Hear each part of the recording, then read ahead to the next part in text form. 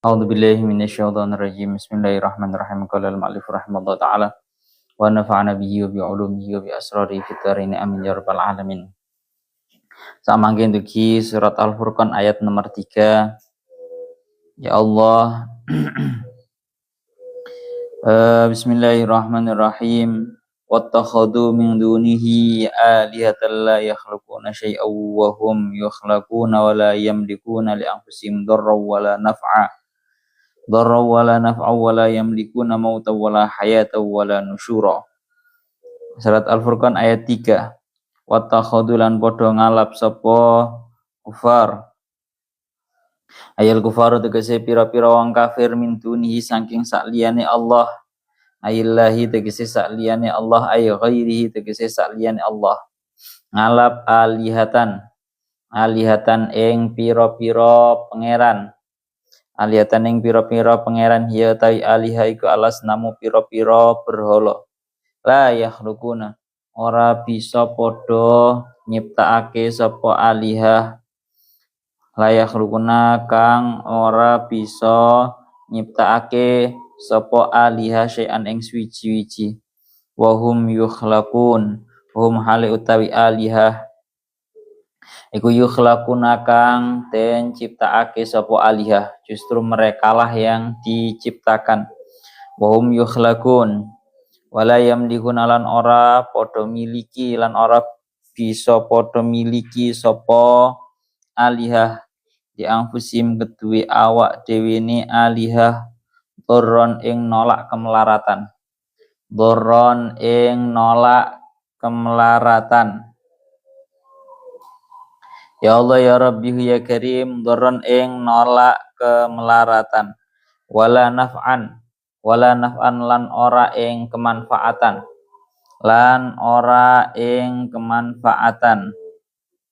Ya Allah ya Rabbi ya Karim ay jarrahu harakat dhisik ay jarrahu tegese narik ing kemanfaatan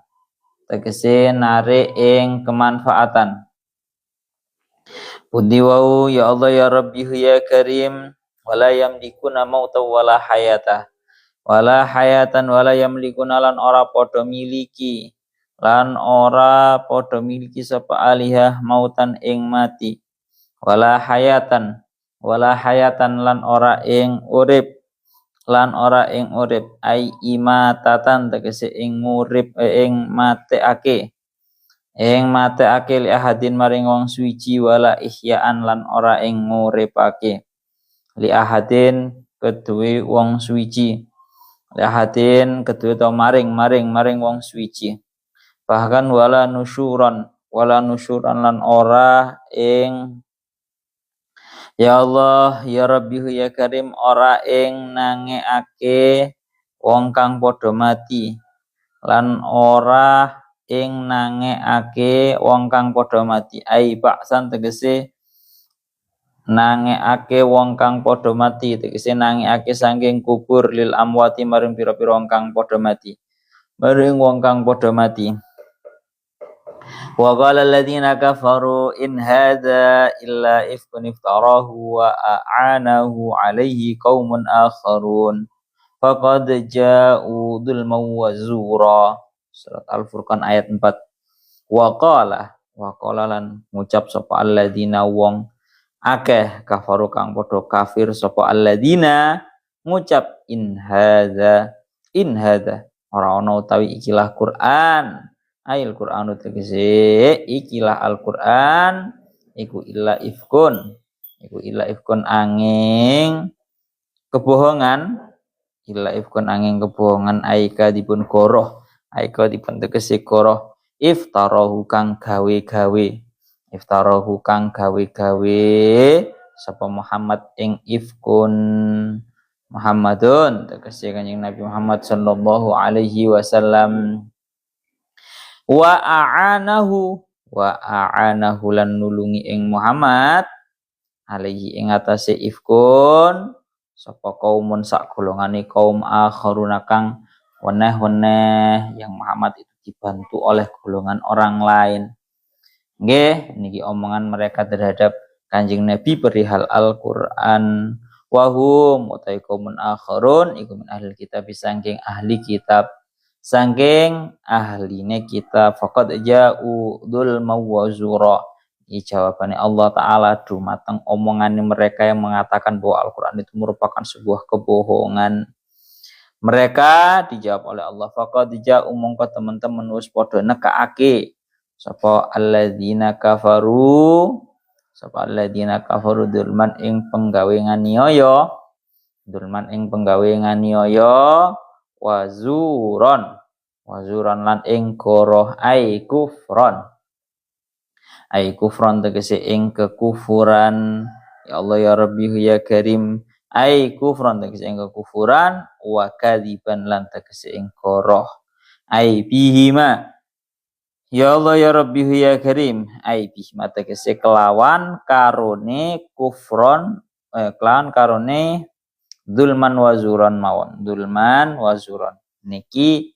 Ya Allah ya Rabbi ya Karim nafsiri dumateng dulman wazuron niki bahwa ini merupakan cara bahasane aslinya niki bahasan niki naz'ul khafid nggih, karena ja'a niku ta'alluqnya mutaaddinya itu dengan ba. Jadi bukan kok keenek ceritane ja'a itu memiliki fa'il memiliki maf'ul itu gak enek. Jadi dulman wazuron dulman ing bahasane mangkan maknane ing cara dimaknani sing lebih pas zulman kelawan penggawe penganiaya wazuron lan kelawan goro. Terus artinya apa? Ini merupakan naz'ul khafid ngoten nggih. Teng ayat nomor 5 wa qalu asatirul awwalina katabaha fayatumla alaihi bukratan wa asila.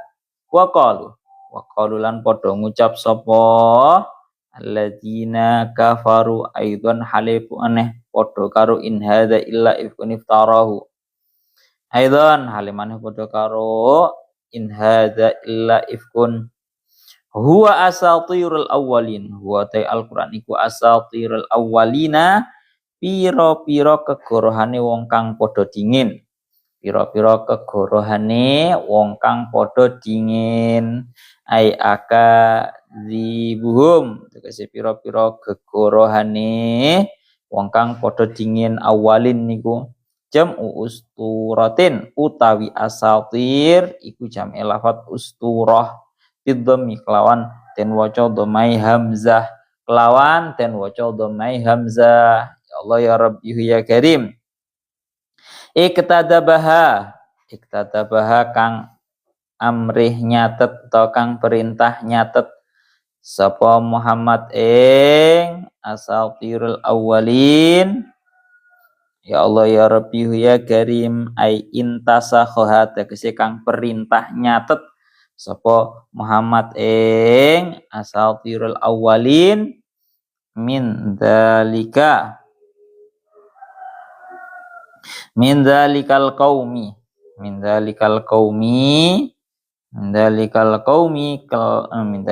saking ya Allah saking mengkono kaum dalikal qaumi saking mengkono kaum bi ghairihi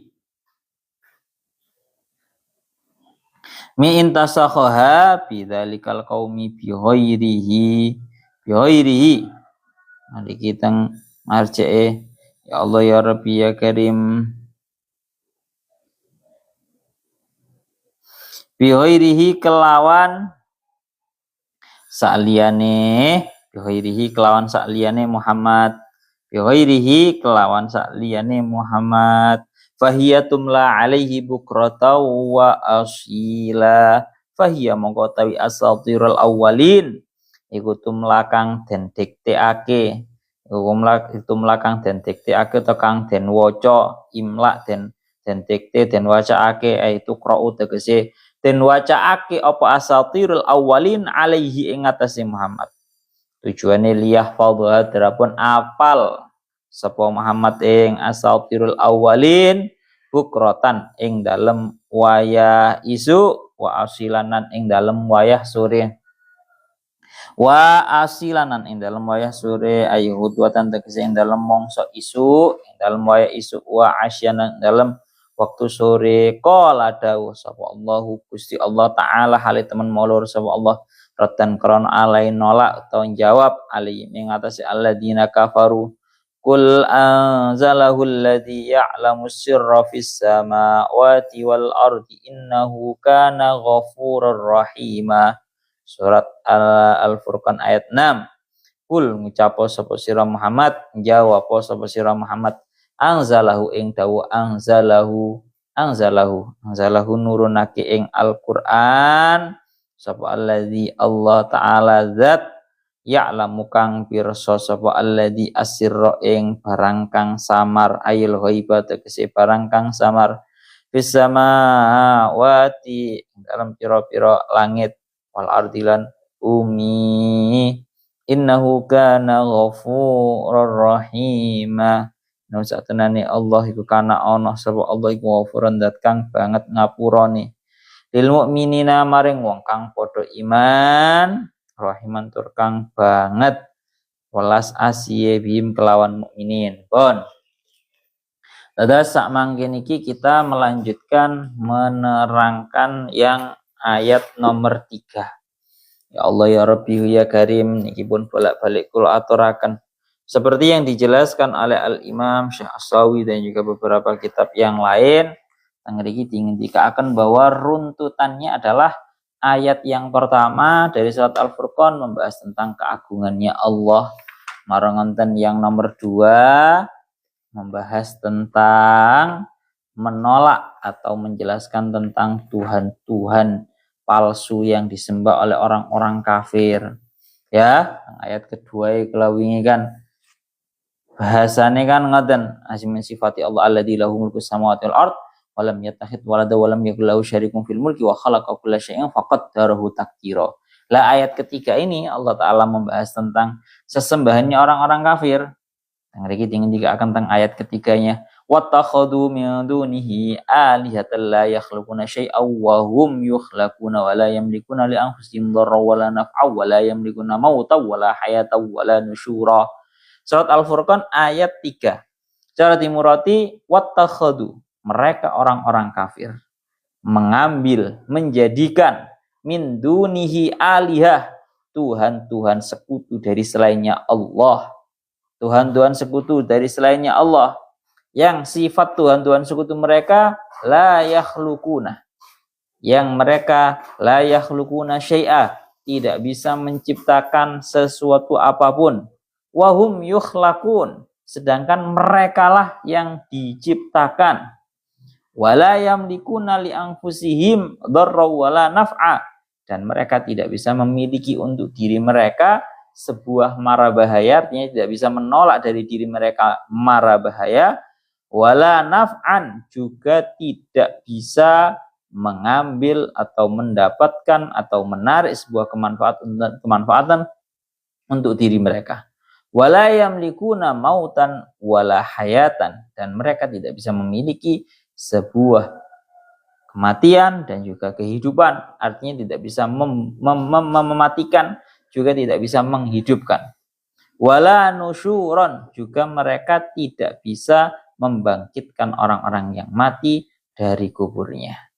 Jadi secara garis global di dalam ayat ini menurut versi yang ada di dalam kitab Syekh As-Sawi sifat yang dimiliki oleh Tuhan sekutunya orang-orang kafir itu ada 7. Ada 7. Saya murati dan juga sekaligus menerangkan yang tafsir Jalaluddin Al-Mahallinya. Wattakhadhu ayil kufaru min dunihi aillahi ay ghairihi alihatan hiya al-asnam. Dan mereka orang-orang kafir mengambil, menjadikan dari selainnya Allah aillahi ay ghairihi dari selainnya Allah alihatan hiya al-asnam. Mereka menjadikan dari selainnya Allah al-asnam yaitu berhala-berhala mereka jadikan sebagai Tuhan sekutu bagi mereka. Pertama mengenai tafsiran daripada wattakhadhu min dunihi alihatan. Apakah ini terkhusus bagi orang-orang kafir yang menyembah terhadap berhala, ataukah juga memasukkan orang-orang Yahudi dan juga orang-orang Nasrani? Para ulama juga khilaf dalam hal ini. Kalau mengikuti kaul yang kebanyakan para ulama tafsir, ini mengatakan bahwa ayat ini khusus untuk orang-orang yang menyembah terhadap berhala. Jadi yang disifati dengan 7 sifat itu hanyalah berhala-berhala.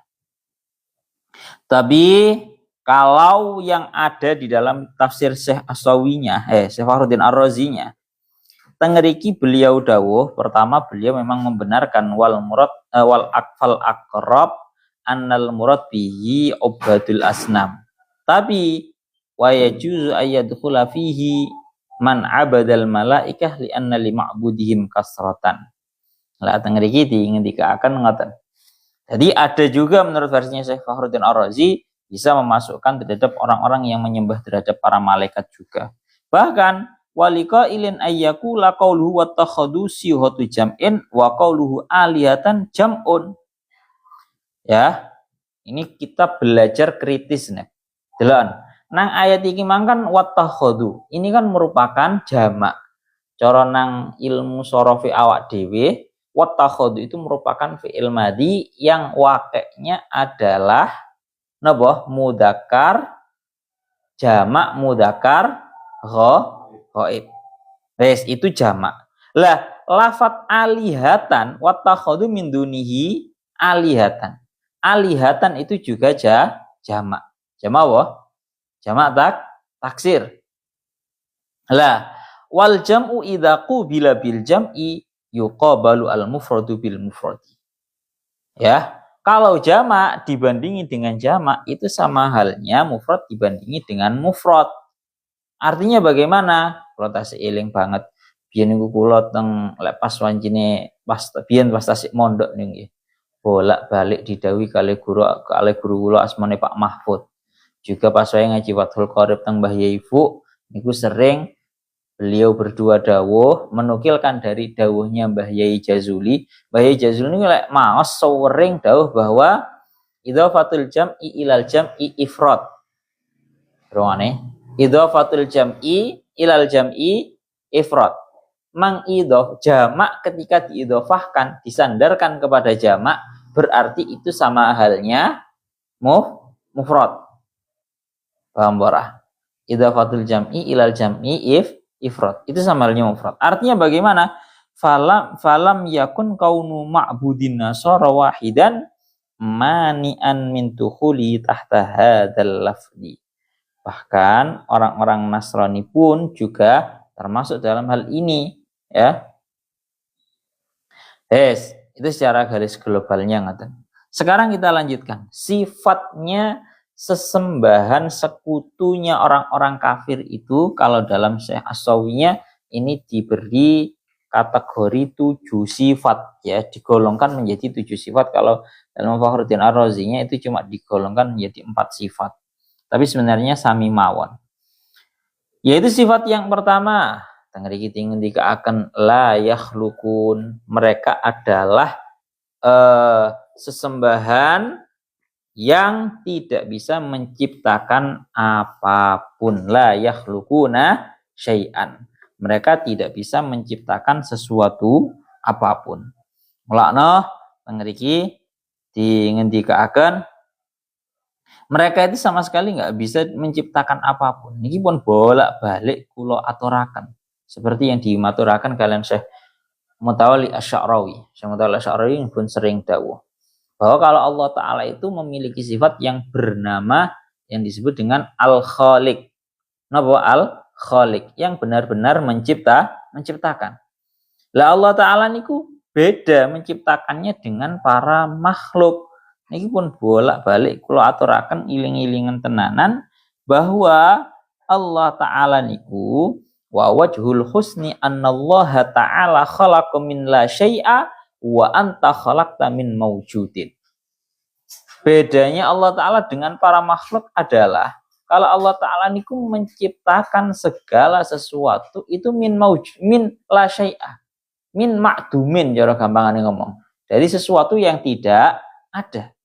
Sedangkan kalau para makhluk ini, kalau menciptakan sesuatu itu dari perkara yang sudah ada. Gusti Allah nyiptakan menungso itu dari ketiadaan, min ma'dumin, dari ketiadaan, dari ketiadaan menuju ada. Beda dengan manusia. Manusia mau menciptakan apa? Menciptakan HP, menciptakan sepeda, menciptakan apapun. Kalau manusia itu menciptakan dari suatu hal yang sudah maujud. Artinya bahan pokoknya, komposisinya itu sudah ada. Tapi kalau Allah Ta'ala menciptakan sesuatu itu sama sekali tidak ada komposisi yang sudah maujud wonten. Allah Ta'ala itu menciptakan dari makdumin. Mulano tengah diki sampai dawanya Syekh Mutal Asy'arawi delon. Orang-orang sekarang niku tengah diki dingendikaken kalih Syekh Mutal Asy'arawi, orang-orang sekarang itu mencoba untuk menciptakan satu contoh saja, menciptakan sebuah bunga alwirdu ya. Alwardu as-sinai, sebuah bunga mawar yang buatan, yang sifatnya itu buatan. Dan mereka berusaha agar mawar-mawar buatan. Kamu bisa lihat tanaman-tanaman buatan yang dibuat oleh orang-orang itu. Mereka berusaha agar bagaimana caranya mawar buatan ini 100% mirip dengan mawar asli. Ya, akan tetapi bedanya mawar-mawar buatan, daun-daun buatan itu tidak bisa bosok. Bahasanya tidak bisa bosok. Beda dengan mawar ataupun dedaunan ciptaannya Allah itu bisa bosok. Itu menunjukkan bahwa kalau memang mawar buatannya mereka itu tidak memiliki sifat hidup, beda dengan mawar atau dedaunan yang diciptakan oleh Allah bisa membusuk. Itu untuk menunjukkan bahwa ciptaannya Allah Ta'ala di dalamnya ada sifat hidup. Loh. Pas wae urip ya mawarnya terlihat merah, ya dedaunan terlihat sangat hijau. Akan tetapi ketika sudah datang waktu di mana bunga mawar ataupun dedaunan ataupun tanaman-tanaman itu membusuk, ya akan menjadi mati, ya wes warnanya sudah berubah menjadi busuk. Ngoten loh. Ini satu contoh mawon, nggih. Lah, sifat yang pertama bagi alihah atau Tuhannya, mereka yang menjadikan mereka sekutu itu yang pertama adalah la yakhluquna syai'an. Tidak bisa menciptakan apapun. Satu, Allah ya Rabbi ya Karim. Yang nomor dua, ya Allah ya Rabbi ya Karim, wahum yukhlaqun. Yang nomor dua adalah justru merekalah merupakan yang diciptakan. Kalau dalam hal ini yang dimaksudkan adalah nopo para penyembah berhala, maka berhala-berhala itu pada hakikatnya yang menciptakan terhadap berhala adalah para penyembahnya sendiri. Yang memahat kayu atau bebatuan yang dijadikan sebagai berhala itu adalah mereka yang menyembah kaulo-kaulone dewi. Kan aneh secara nalar gak masuk belas. Itu yang nomor dua. Yang nomor tiga dan juga nomor empat, wala yamlikuna li anfusihim darra wala naf'ah. Mereka tidak bisa memiliki untuk dirinya sendiri menolak terhadap mara bahaya atau menarik terhadap sebuah kemanfaatan. Artinya bagaimana? Bisa disimpulkan bahwa para penyembah berhala itu, kalau mestinya kan mereka benar-benar paham kalau berhala-berhala itu tidak bisa menolak mara bahaya dari diri mereka sendiri dan tidak bisa menarik manfaat untuk diri mereka sendiri selaku yang mereka tuhankan itu. Mestinya mereka lebih memahami bahwa itu tidak pantas untuk disembah. Kalau mereka sendiri saja tidak bisa menolak mara bahaya, mendatangkan sebuah kemanfaatan untuk diri mereka sendiri, apalagi untuk para penyembahnya. Tentu sama sekali tidak bisa. Itu sifat nomor 4 dan juga nomor 3 dan juga nomor 4. La yamlikuna li anfusihim darra wala naf'a. Yang nomor 5, wala yamlikuna mautawwal. Nomor 5, 6 dan juga 7. Tangrik aitaf awwala naf'an ay jarrahu. Wala yamlikuna mautan wala hayatan. Yang nomor 5 dan juga nomor 6 adalah la yamlikuna mautan wala hayatan. Mereka tidak bisa memiliki sebuah kematian dan juga sebuah kehidupan. Artinya ai imatatan li ahadin wa ihya'an li ahadin. Mereka tidak bisa menghidupkan atau mematikan terhadap seseorang pun. Jadi sing jenenge berhala, jelas lah tidak bisa. Untuk menghidupkan juga tidak bisa mematikan. Ya Allah ya Rabbi ya Karim. Ngriki dilanjutakan. Ya Allah ya Rabbi ya Karim. Jadi mereka tidak bisa menghidupkan juga tidak bisa mematikan. Yang nomor 7 yang terakhir, wala nusyuron ay ba'san lil amwat. Mereka para penyembah berhala tidak bisa membangkitkan orang-orang yang mati dari bangkit dari kuburan. Apa tujuannya Allah Ta'ala kok mendatangkan yang terakhir ini wala nusyuron? Apa pentingnya Tuhan itu memiliki kekuasaan untuk membangkitkan para orang-orang yang sudah meninggal dari kuburnya? Dawuhnya Syekh Mutawalli Asy'arawi atau Imam Fakhruddin Ar-Razi bahwa para makhluk ini sangatlah butuh untuk dibangkitkan dari kuburnya menghadapi kehidupan akhirat untuk mendapatkan pengadilan seadil-adilnya. Karena pada hakikatnya dalam kehidupan ini banyak sekali para manusia yang belum mendapatkan keadilannya di kehidupan duniawi. Ya, mungkin orang-orang yang didolimi jora bahasa nih ya.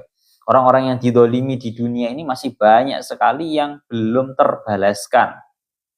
Lalu tengah iki bahasane wala nusyuron.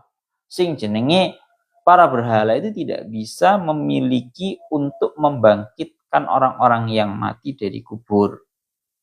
Pon, itu 7 sifat sesembahan, berhala sesembahan yang mereka jadikan sekutu. Pon, ngriki tinggi akan ketemu lakno cara bahasane munasabatu hadil ayah atau benang merah ayat nomor 3 ini dengan ayat nomor 1-2 adalah seperti yang didawuhkan oleh Syekh Fakhruddin Ar-Razi. Beliau dawuh iklam annahu subhanahu takallama sing tengriki bahwa ya Allah ya Rabbi ya Karim, Allah Ta'ala niku setelah menjelaskan subhanahu wa ta'ala takallama awalan fit tauhid wasaniyan firraddi ala abadatil awsan. Bahwa Allah Ta'ala itu kalau dalam ayat 1 dan juga 2 itu Allah Ta'ala membahas mengenai tauhid. Yang nomor 2 di ayat yang nomor 3 ini Allah Ta'ala membahas tentang menjawab terhadap orang-orang yang menyembah terhadap berhala. Sekarang yang nomor 3, artinya di ayat yang nomor 4, 5, 6, tadi sudah saya maknani ya. Di ayat nomor 4, 5, 6 ini kita akan membahas wasalisan fi hadil ayah takallama fi mas'alatin nubuwah wa haka subhanahu syubahahum fi ingkari nubuwati Muhammadin sallallahu alaihi wasallam asyubha al-ula in hada illa ifkun iftarahu. Jadi pembahasan yang nomor 3 ini cara di peta-peta itu ayat 1, 2 membahas tentang tauhid, ayat 3 membahas tentang jawabannya Allah Ta'ala terhadap orang-orang yang menyembah terhadap berhala, dan pembahasan yang nomor 3 di ayat yang ini mulai ayat yang nomor 4 ini membahas tentang orang-orang yang mengingkari tentang kenabiannya Kanjeng Nabi Muhammad. Membahas tentang orang-orang yang mengingkari terhadap kenabiannya Kanjeng Nabi Muhammad. Lah, mengingkari terhadap kenabiannya Kanjeng Nabi Muhammad itu banyak bentuknya. Yang pertama adalah bentuk mengingkari terhadap Al-Qur'an. Malah dalam ayat 4 kita baca dulu.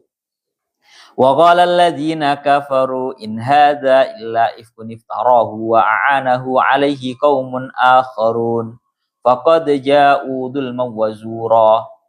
Artinya surat Al-Furqan ayat 4 artinya wa qala alladziina kafaru, dan orang-orang kafir berkata, in hadza illa ifkun, tidaklah Al-Qur'an ini kecuali merupakan sebuah kebohongan, iftarahu, yang dibuat-buat oleh Muhammad. Ini katanya orang-orang yang kafir. Wa a'anahu 'alaihi qaumun akharun, yang Muhammad itu dibantu oleh segolongan kaum yang lain. Faqad ja'u dzulman wa zura, sungguh mereka orang-orang yang kafir yang mengingkari terhadap Al-Qur'an ini, mereka telah mendatangkan sebuah kezaliman dan sebuah kebohongan. Ya. Jadi untuk yang nomor 3 ini, pembahasan yang nomor 3 maksudnya ini membahas tentang orang-orang yang mengingkari kenubuahannya Kanjeng Nabi, yang kebetulan dalam hal ini dari segi Al-Qur'an yang diturunkan oleh Allah Ta'ala kepada Kanjeng Nabi. Nah ini Al-Qur'an ini juga diserang sama orang-orang kafir secara habis-habisan. Jadi gak usah gumun, banyak kan zaman sekarang juga seperti itu. Lah tengeriki dihentikan orang-orang kafir itu mengatakan bahwa in hadza aimal qur'anu illa ifkun ay kadhibun.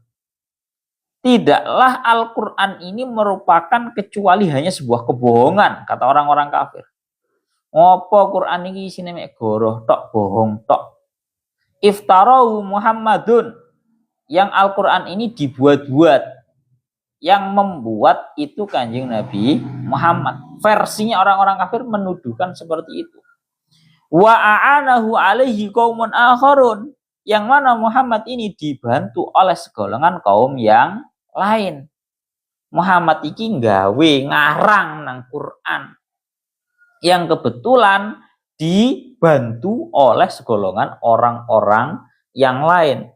Wahum min ahlil kitab, yang mana segolongan kaum yang lain ini merupakan dari golongannya ahli kitab. Siapa saja? Tengeriki dihentikan kalian Syekh Fakhruddin Ar-Razi. Jadi ceritanya ayat ini turun di dalam terhadap menjelaskan seorang kafir yang bernama Nadir bin Haris.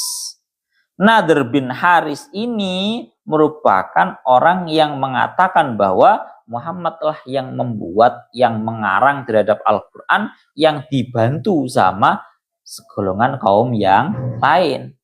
Segolongan kaum yang lain itu siapa? 3 orang, yang mana 3 orang ini dikenal sebagai orang yang ahli kitab Taurat. Yang pertama namanya Adas, yang mana Adas itu merupakan Maula Huwaitib bin Abdul Izzah, yaitu hamba yang dimerdekakan oleh Huwaitib bin Abdul Izzah. Wis gampangan ngomong, pertama Adas. Yang nomor 2 adalah Yasar, yang merupakan budaknya Amir bin Hadrami. Yang nomor 3 yaitu Jabir, yang merupakan budak yang dimerdekakan oleh Amir. Disebutkan namanya mereka saja, yaitu Adas, Yasar, dan juga Jabir. Yang mana 3 orang ini wahaula istalasah kanu min ahlil kitab wa kanu yaqra'una Taurah. Yang mana 3 orang ini merupakan orang yang ahli kitab, yang bisa atau bahkan bahasane setengah apal karo sing jenenge kitab Taurat. Oleh karena itu, orang kafir yang bernama Nadir bin Haris itu mengatakan bahwa Muhammad iku lho sing ngarang nang Quran. Quran iku dudu teko pangeran tapi dikarang-karang, iftarahu, dikarang-karang karo Muhammad. Wa a'anahu 'alaihi qaumun akharun, yang kebetulan Muhammad iku dibantu ngarang Al-Qur'an niku, jadi ini orang-orang kafir. Iku Muhammad dibantu sama golongan kaum yang lain, yaitu 3 orang yang sudah saya sebutkan tadi, Adas, kemudian Jabir, dan juga Yasar, yang mana ketiga orang ini termasuk golongannya orang-orang yang ahli kitab, yang pandai mengetahui terhadap isinya kitab Taurat. Lah, maka di sini Allah Ta'ala sudah menjawab terhadap ucapannya orang-orang kafir ini, faqad ja'u dzulman wa zura. Sungguh mereka orang-orang kafir itu telah mendatangkan terhadap tindakan zalim dan juga tindakan zura, tindakan kebohongan, ai kufron wa kadiban ai bimah. Mereka mendatangkan terhadap tindakan kekufuran dan juga kebohongan ai bihima. Bihima, wow niki sing kula jelasaken wau, qauluhu bihima asyara bidzalika telanang sawine gunep.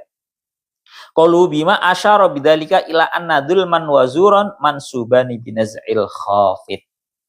Jadi Syekh Jalaluddin Al-Mahalli menafsiri dzulman wa zuran dengan kalimat aibihima ini untuk menunjukkan bahwa nasabnya kalimat dzulman dan juga zuron itu karena nasab karena naz'il khafid. Apa naz'il khafid? Yaitu karena membuang terhadap huruf jar. Membuang terhadap huruf jar sehingga wa yasihhu nasbuhuma bi jaa bi tadminihi makna fa'ala. Tapi menurutnya Syekh Fakhruddin Syekh As-Sawi beliau dawuh aslinya itu yo iso-iso ae dzulman wa zuron itu langsung dijadikan nasab karena jaa, tapi versi jaa yang bukan maknanya datang, tapi jaa yang dengan arti fa'ala, melakukan. Maka itu sah-sah saja. Bon. Maka Allah Ta'ala sudah menjawab terhadap ucapannya Nadhr bin Haris ini, yang mengatakan bahwa Muhammadlah yang mengarang terhadap Al-Quran dan dibantu oleh 3 orang yang termasuk dari Ahlul Kitab, yang ahli terhadap Ahlul Kitab, ahli kitab Taurat yang bernama Yasar, Jabr, dan juga Adas ini.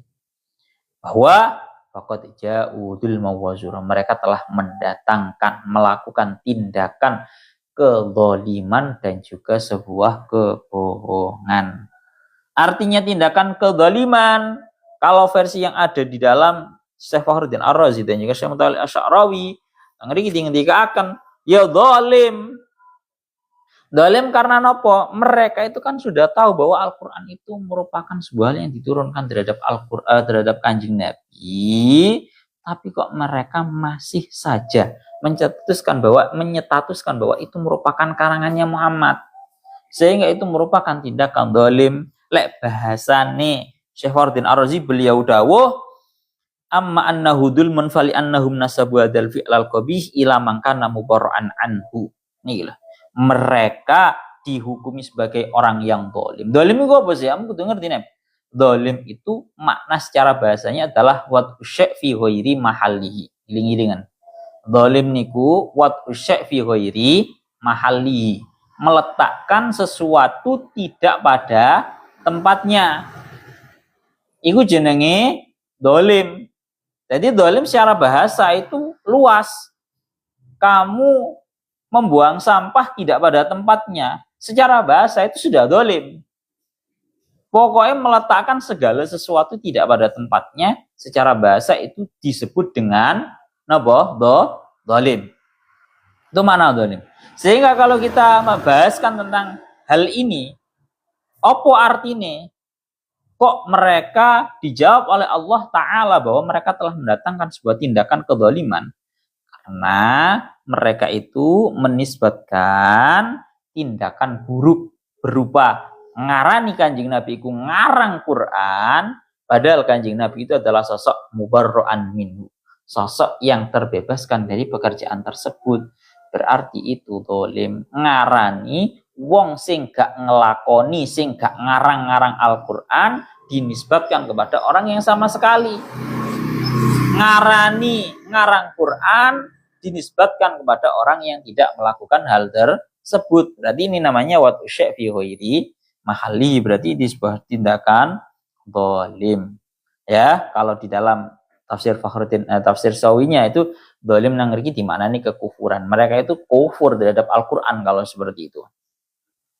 Wazura dan juga bohong. Mereka telah mendatangkan terhadap sebuah kebohongan. Artinya bagaimana? Nang ngriki jelas itu sebuah tindakan zalim dan juga sebuah kebohongan. Dijawab sama Imam Fakhruddin Ar-Razi. Nadhr bin Haris iku aneh.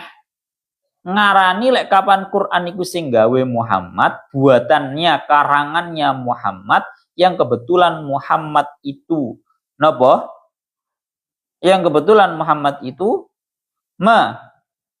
dibantu, bahasanya ngoten nggih.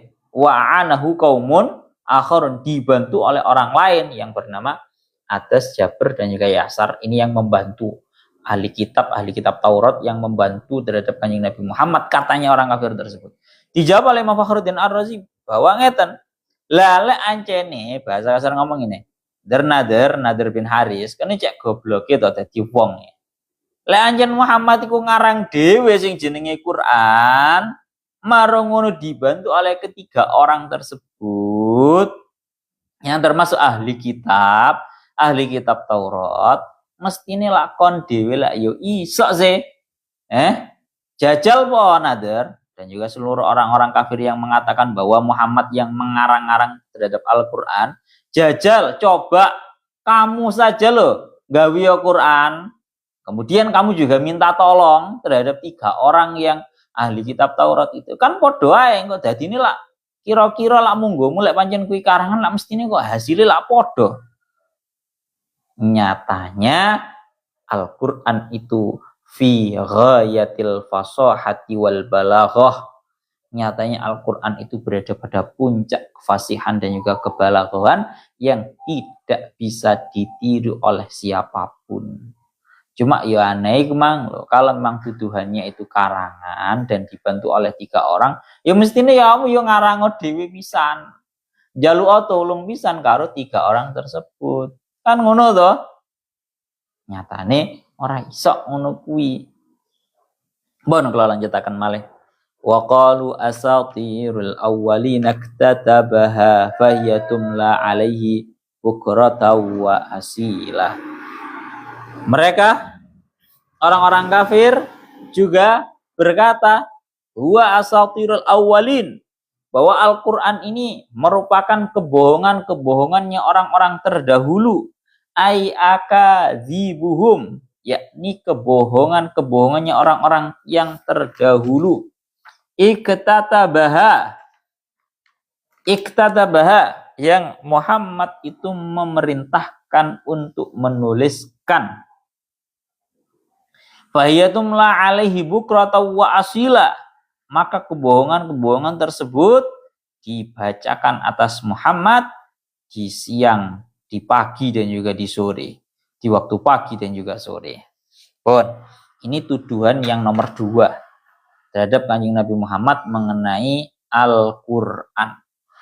Hari ini akan tuduhannya mereka yang nomor 2, mereka mengatakan bahwa asatirul awalin, Quran itu hanyalah kebohongan-kebohongan orang-orang terdahulu. La ai akadzibuhum, yakni kebohongan-kebohongan orang terdahulu. Asatir itu merupakan jam'u usturah. Jamaknya mufrad usturah dengan dhammahnya hamzah, usturah. Ya Allah ya Rabbi ya Karim, iktadabaha ai intasakhaha min dzalikal qaumi. Aku mah macane bihoirihi dah. Iya. Ya Allah ya Rabbi ya Karim.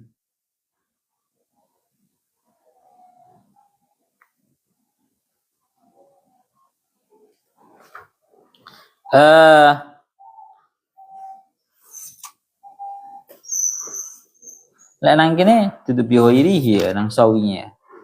Fa ghayyarahu ya.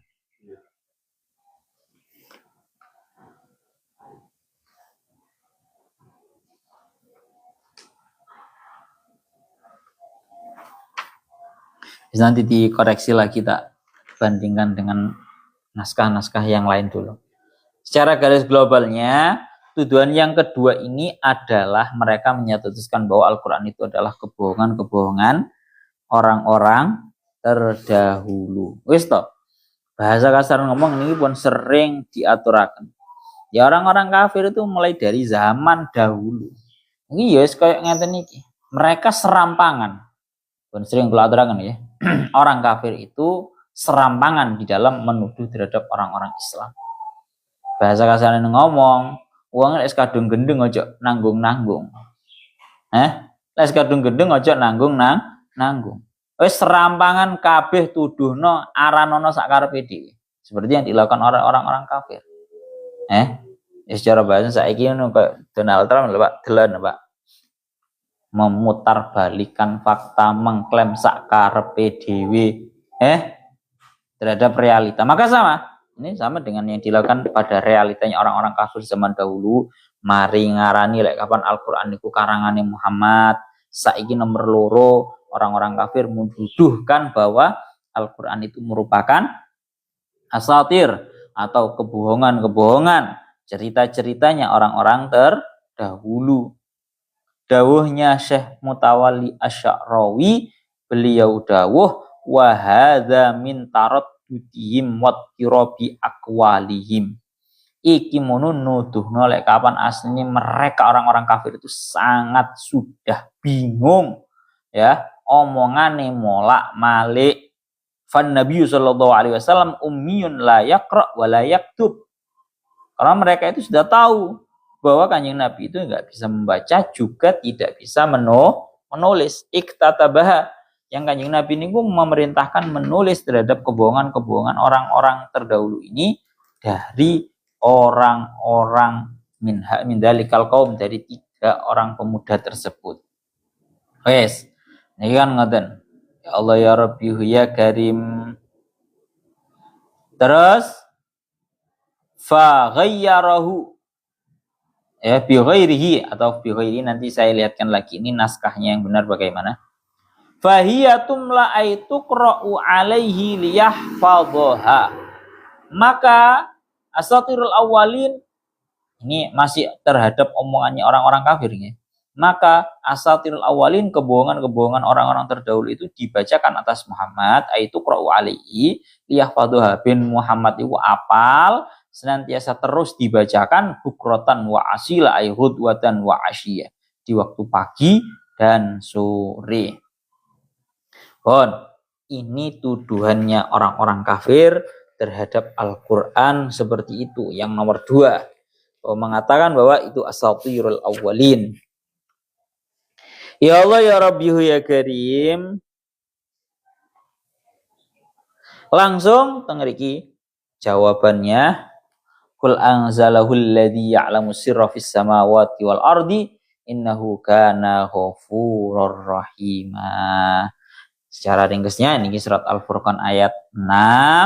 Qul anzalahul ladzi ya'lamu sirra fis samawati wal ardi. Ucapkan wahai Muhammad, jawab wahai Muhammad, anzalahu, yang menurunkan terhadap Al-Qur'an, alladzi ya'lamu sirra, zat yang mengetahui barang-barang gaib, barang-barang samar, fis samawati wal ardi, seluruh langit dan juga bumi. Innahu kana ghafuran lil mu'minin rahiman bihim. Allah Ta'ala adalah zat yang maha pengampun terhadap para mukminin dan maha penyayang terhadap para mukminin. Jawaban Allah Ta'ala itu tegas. Bahasa kasarannya ngomong ngawur ae. Quran sok bu aran-arani lek kapan Quran wi karangane Muhammad dibantu oleh beberapa pemuda yang ahli kitab Taurat, orang-orang yang ahli kitab Taurat. Ngawur ya gue ngarani lek kapan Quran itu merupakan kebohongan-kebohongan orang yang terdahulu. Justru Al-Quran ini adalah perkara merupakan kitab suci yang diturunkan oleh Allah Ta'ala, zat yang alladzi ya'lamus sirrah, zat yang mengetahui perkara-perkara gaib, perkara-perkara yang samar, fis samawati wal ardh, di dalam langit dan juga di dalam bumi. Bahas masalah ya'lamus sirrah niki, sirrah ini kan perkara-perkara yang gaib. Ini Syekh Mutawalli Asy-Sya'rawi ini nyontoh nih entek ngamek Pak, bahasa kasarane ngomong ngeten. Kita perlu tahu bahwa ngeten, fala tadunnu annaka bi mujarradi khalqika qadarta an takshifa asrarallahi fi kaunihi inna usatadillu ila yaumil ila qiyamati sa'ah taqifu ala sirrin wa taqifu inda sirrin akhar. Tengriki dingendikaken Al-Qur'anu marratun wahidatun minal lauhil mahfud ila sama'id dunya. Bahwa Al-Qur'an itu merupakan salah satu daripada apa yang sudah tercatatkan di dalam kitab Lauhil Mahfud.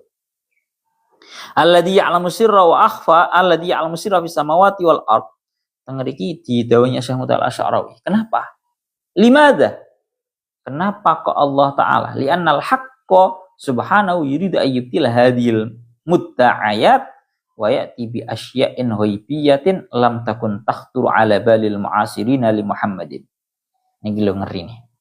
Jadi Allah Ta'ala niku menjawab terhadap dakwaan-dakwaannya orang-orang kafir itu dengan sebuah hal yang sangat menakjubkan. Mereka menuduhkan bahwa Al-Quran itu merupakan buatannya Muhammad dibantu sama orang-orang, kemudian merupakan kebohongan-kebohongannya orang-orang terdahulu. Allah Ta'ala menjawabnya dengan sebuah hal, membatalkannya dengan sebuah hal yang sifatnya Allah Ta'ala mendatangkan sesuatu yang sifatnya ghaibiyah.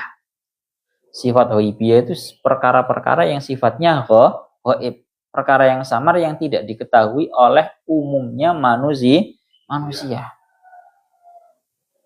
Yang hal tersebut sama sekali tidak pernah terbesit di hatinya orang-orang yang hidup pada masanya Kanjeng Nabi. Mulakno tengeri kita ngendikaaken bahwa war rasul alladzi nazala alaihi al-Qur'an rajulun ummiyun. Quran itu turun kepada Kanjeng Nabi yang merupakan seorang rajul ummi, seorang laki-laki yang tidak membaca, yang tidak bisa membaca dan juga tidak bisa menulis. Wa ma'adzalika yakshifu lanal Qur'an kullu yawmin an ayatin jadidatin min ayatillah. Akan tetapi hebatnya adalah Al-Quran itu senantiasa semakin hari semakin menemukan sebuah penemuan-penemuan baru yang tidak ada pada sebelum-sebelumnya. Kehebatannya Al-Quran di situ. Mulakno tengeriki dingendikaken. Allah Ta'ala dawuh sanurihim ayatina fil afaqi wa fi anfusihim hatta yatabayyana lahum annahul haqq. Allah ini sampun janjine Allah Ta'ala. Sanurihim ayatina fil afaq. Akan aku beritahu terhadap mereka ayat-ayatku fil afaq, di dalam alam semesta ini. Wa fi anfusihim, bahkan yang ada pada diri mereka sendiri. Hatta yatabayyana lahumul haqq, sampai menjadi jelas bagi mereka sebuah kebenaran. Gampang ngomong ngeten lho Pak. Gusti Allah niku ya'lamu sirrah, yang mengetahui terhadap hal ghaib.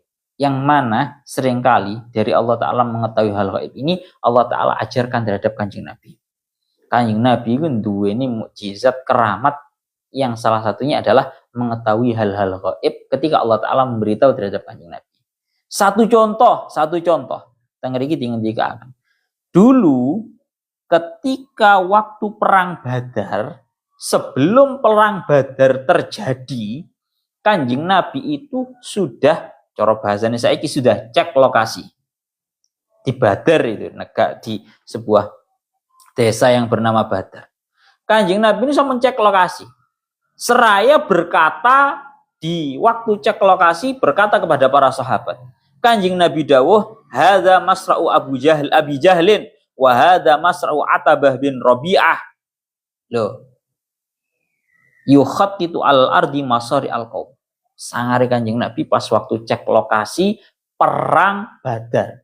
Kanjeng Nabi ini kali ngeten, sing jenenge tanah yang ada di Badar tersebut niku kali dilingkari seraya Kanjeng Nabi ngomong hadza masra'u Abi Jahlin. Ini di sini nanti akan menjadi tempat terbunuhnya Abu Jahal. Di sini akan menjadi tempat terbunuhnya Atabah. Niku tempatnya pasti loh ya, duduk sak kampung ngeten marung Kanjeng Nabi ngomong nang kampung iki mereka akan terbunuh, mboten. Sangare Kanjeng Nabi itu benar-benar melingkari suatu tanah bahwa di tempat inilah akan menjadi tempat terbunuhnya Abu Jahal. Nang kene iki lho dibunderi ngeten kali Kanjeng Nabi. Ya, yukhatit, dilingkari wis gampangane ngomong. Di sini nanti akan Abu Jahal akan terbunuh. Di sini nanti Atabah bin Rabi'ah akan terbunuh. Dan benar, setelah Kanjeng Nabi menyelesaikan terhadap peperangan, Ternyata benar. Di tempat-tempat yang sudah dipeta-peta oleh Kanjeng Nabi, ini tempat meninggalnya Abu Jahal, ini tempat meninggalnya Atabah bin Rabi'ah. Benar, di tempat itulah mereka terbunuh. Loh, nih loh. Kanjeng Nabi bisa menghabarkan suatu hal yang ghaibiyah, yang samar sebelum suatu hal itu terjadi. Bahkan bukan hanya itu saja, qawatah tasyan samutawal asy'arawi enak lek masya Allah. Lek bahasa kasar ngomong, ilmu gaibnya sangat banyak sekali yang ini diberitahu oleh Allah. Mulane teng mriki salah setunggal ceritane malih. Dados teng mriki diriwayatkan bahwa ibnatai Rasulillah qad tazawwajata min waladaini li Abi Lahab. Jadi diceritakan bahwa ada dua putrinya Kanjeng Nabi yang dinikahi oleh dua anak laki-lakinya Abu Lahab. Lah, falamma hadatsatil adawatu bainahu wa baina Rasulillahi amara waladaihi bitaqli ki ibnatai Rasulillah. Ketika terjadi permusuhan antara Abu Lahab dan juga Kanjeng Nabi, maka Abu Lahab ini memerintahkan kepada kedua anak laki-lakinya untuk menalak terhadap kedua putrinya Kanjeng Nabi. Jadi Abu Lahab pun duwe anak lanang loro. Kanjeng Nabi duwe anak wedok loro. Lah, ini dinikahkan. Dua anak laki-lakinya Abu Lahab menikahi dua putrinya Kanjeng Nabi. Lah, ketika Abu Lahab ini merasa sudah ada kesenggangan di antara keduanya, antara Kanjeng Nabi dan Abu Lahab, rasa-rasanya kok wis senggang, rasa-rasanya kok wis koyo musuhi terhadap Kanjeng Nabi, Abu Lahab ngongkon anak laki-lakinya kedua-duanya untuk menalak terhadap kedua putri Kanjeng Nabi. Lah, setelah mengetahui terhadap kejadian tersebut, kebetulan Kanjeng Nabi melihat salah satu putranya Abu Lahab itu berjalan. Seraya fabasoko nahiyatahu. Iki mantan, cara bahasa kasar ngomong ngoten nggih. Mantan mantune Kanjeng Nabi yang merupakan anaknya Abu Lahab iki mang kurang ajar sama Kanjeng Nabi. Kurang ajarnya bagaimana? Fabasoko nahiyatahu, ngidoni di hadapannya Kanjeng Nabi. Kanjeng Nabi didoni di hadapannya sama mantan menantunya. Yang mana mantan menantunya ini merupakan anaknya Abu Lahab. Akhirnya Kanjeng Nabi dawuh, akala kakal pun min kilabillah. Hati-hati kowe yo. Kamu bakalan meninggal dalam keadaan kamu dimakan. Kamu akan dimakan oleh anjing dari beberapa anjingnya Allah. Doanya Kanjeng Nabi. Setelah hal tersebut terjadi, akhirnya si anak melapor kepada Abu Lahab. Abu Lahab mengetahui hal tersebut, langsung ndrodok, gemeter, takut, seraya berkata kepada anaknya, akhafu ala waladi min da'wati Muhammad. Saya sangat mengkhawatirkan terhadap anakku ini bahwa dia akan terkena oleh imbasnya doanya Muhammad. Tuh, delon. Abu Lahab termasuk wong sing paling wangkot, Pak, cara bahasa kasar ngomong ngono. Paling gak iman nang Kanjeng Nabi. Tapi nopo? Ketika dia itu mengetahui bahwa anaknya itu didoakan buruk sama Kanjeng Nabi, akhirnya dia juga khawatir. Wes, realitanya ya nopo? Dan ternyata benar. Tatkala si anaknya Abu Lahab ini sedang di dalam perjalanan perdagangan menuju Syam, dan Abu Lahab ini sudah memerintahkan kepada orang-orang yang membersamainya agar benar-benar menjaga terhadap anaknya, tetap saja tengriki kejadian bahwa tiba-tiba hajama alaihi sab'un fi ihdal layali wahtatabahu min baini ashabi. Tiba-tiba anaknya Abu Jahal ini, yang laki-laki yang sul adab, yang enggak punya etika sama Kanjeng Nabi, mantan menantunya Kanjeng Nabi, akhirnya di suatu malam tatkala dia sedang tertidur, tiba-tiba datang salah satu hewan buas yang kebetulan itu merupakan macan, harimau yang langsung melahap terhadap anaknya Abu Lahab tersebut. Fata'ajabu, mereka itu ngumun. Kok iso? Banyak orang loh di situ. Tapi kok yang dimakan malah anaknya Abu Lahab. Fata'ajabu, mereka sampai ngumun. Ya Allah ya Rabbi ya Karim. Pun inilah yang terjadi. Masih banyak ya cerita-cerita bahwa Kanjeng Nabi itu punya, ya Allah ya Rabbi ya Karim, ilmu-ilmu gaib yang mana ini merupakan awalnya adalah dari Allah Ta'ala. Allah Ta'ala mengetahui terhadap hal yang gaib, akhirnya ya Allah ya Rabbi ya Karim, beritahukan kepada Kanjeng Nabi. Innahu kana ghafurur rahim. Maksudnya Allah Ta'ala adalah zat yang maha mengampuni dan juga maha menyayangi. Ada para mukminin. Ini daunnya Syekh Mutawalli Asy'arawi, juga daunnya Imam Fakhruddin Ar-Razi. Kok iso sih ayat ini menjadi ayat pungkasannya itu kok dipungkasi dengan sifatnya Allah Ta'ala maha pengampun dan juga maha penyayang. Padahal pembahasannya ayat ini kan pembahasan tentang menjawab terhadap orang-orang yang bahasa kasarannya ngomong kurang ajar terhadap Al-Quran dan juga terhadap Kanjeng Nabi. Menuduh Kanjeng Nabi merupakan orang yang mengarang terhadap Al-Quran dan dibantu oleh segelintir orang, dan menuduh terhadap Al-Quran bahwa Al-Quran itu kebohongan orang-orang yang terdahulu. Bahasa kasarannya ngomong, ikilah penggaweannya wong kurang ajar sih. Napa penggaweannya wong kurang ajar. Tapi kenapa kok justru Allah Ta'ala memungkasi ayat ini dengan ayat yang sangat sopan, yang lemah lembut. Dengan bahasanya Ghafurur Rahim. Allah Ta'ala itu maha mengampuni dan juga maha penyayang.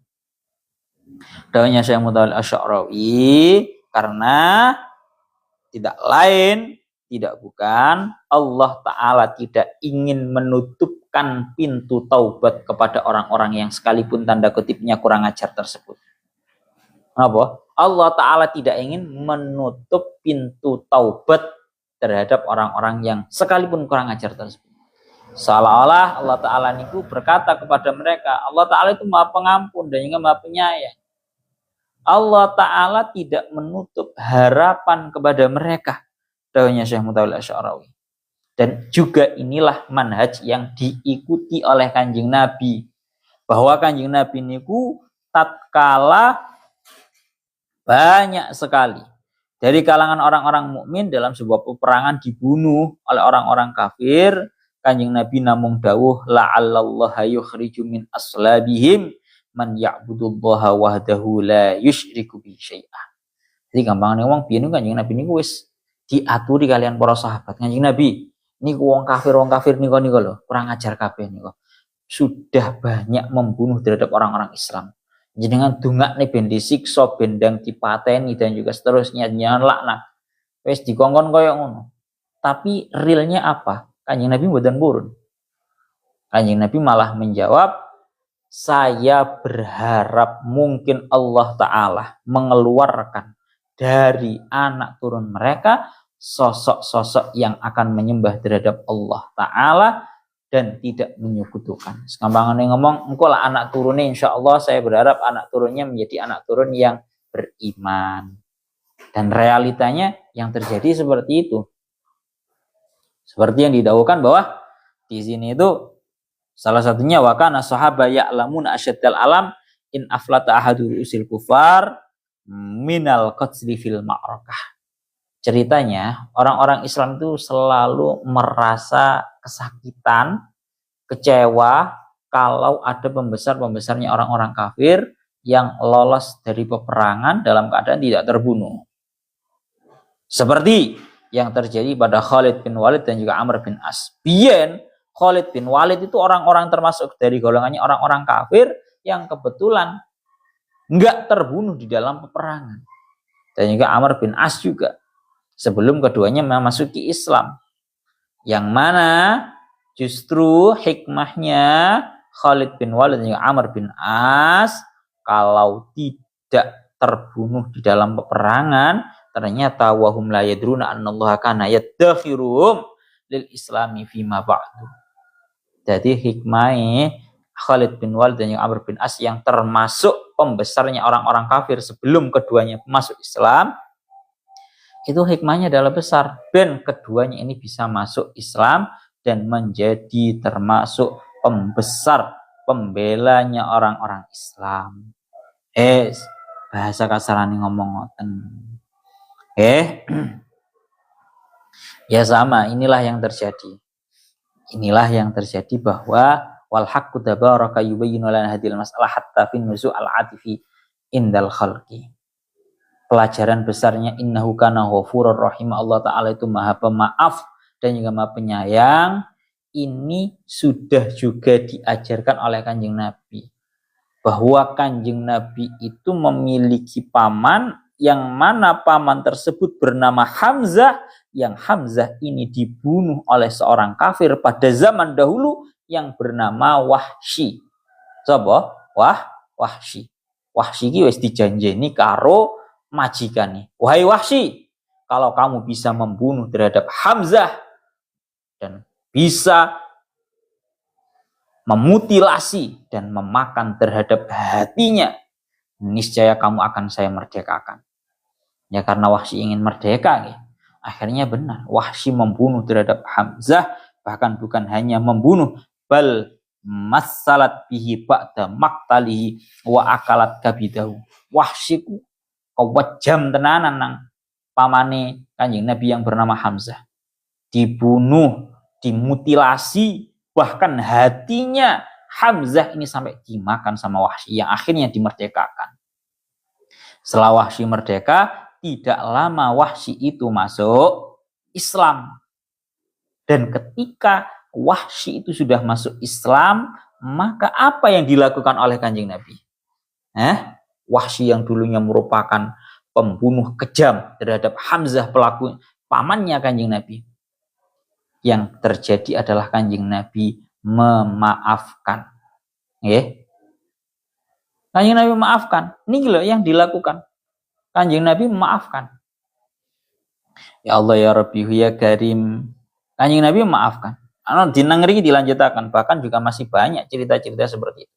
Ini maksud daripada innahu kana ghafurur rahim, bahwa sekalipun sekejam apapun orang-orang kafir, sekeji apapun orang-orang kafir dalam ucapan dan juga tindakan, Allah Ta'ala mengajarkan bahwa Allah Ta'ala adalah sosok ghafurur rahim, yang pemaaf dan juga penyayang. Dan kemudian ini juga dicontohkan oleh Kanjeng Nabi, bahwa Kanjeng Nabi juga merupakan sosok yang pemaaf dan juga penyayang.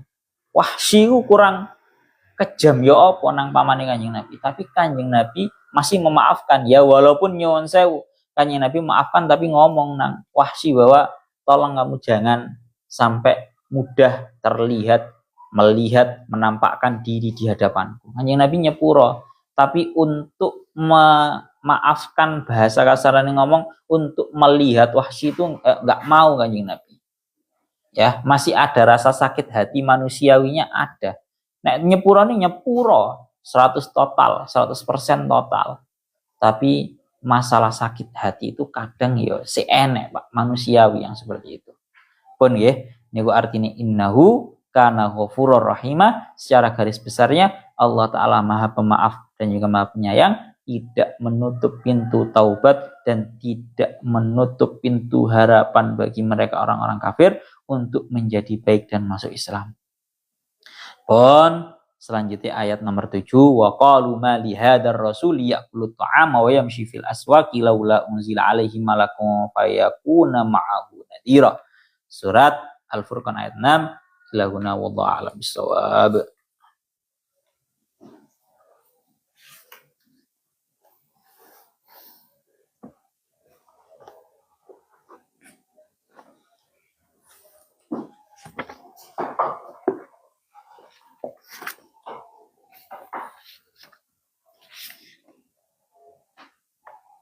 Ya,